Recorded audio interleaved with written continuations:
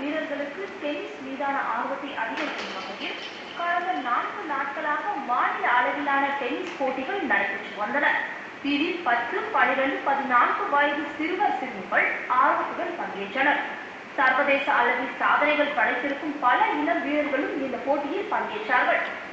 நான் Tamil Nadu number 1, India number 4.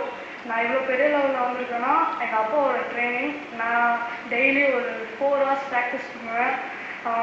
தென் நான் கவர்மெண்டோட சப்போர்ட்டில் ஸ்பெயின் போய்ட்டு வந்திருக்கேன்.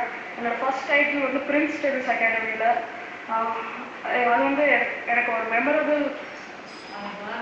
சென்னை, நாகர்கோவில், கோவை, கரூர் உள்ளிட்ட நகரங்களில் இருந்து ஏராளமான இளம் வீரர் வீராங்கனைகள் இந்த போட்டியில் ஆர்வத்துடன் கலந்து கொண்டனர். நேற்று நடைபெற்ற இறுதிப் போட்டியில் 14 வயதுக்குட்பட்ட வீராங்கனைகள் பிரிவில் சிவகாசியை சேர்ந்த கீர்த்தனாவுடன் கரூர் வீராங்கனை ஸ்ருதி மோதினார். இதில் கீர்த்தனா வெற்றி பெற்றார். ஆடவர் பிரிவில் சென்னை வீரர் தேவேந்திரன் முதல் பரிசு வென்றார்.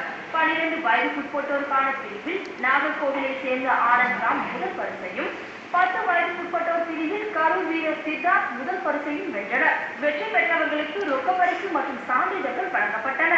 சிவகாசியில் உள்ள மெஜஸ்டிக் கிளப் இந்த போட்டியில் பங்கேற்ற வீரர் வீராங்கனைகளுக்கு பல்வேறு வசதிகளை செய்து கொடுத்திருந்தனர்.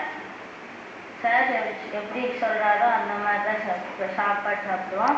ஹோட்டல்லாம் போய் சாப்பிட மாட்டோம். வெளியூர் வந்தால் மட்டும்தான் ஹோட்டல்லாம் சாப்பிடுவோம்.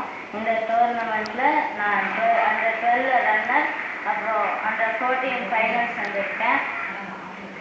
பயிற்சி எடுக்க நல்ல சூழல், ஆரோக்கியமான உணவு பழக்க வழக்கங்கள், நல்ல திட்டமிட்ட பயிற்சி முறை போன்றவை இளம் வீரர்களை பட்டை தீட்ட உதவியாக அமையும். புதிய தலைமுறைக்காக செய்தியாளர் ராஜேந்திரனுடன் குமரேசன் மற்றும் கார்த்திகா.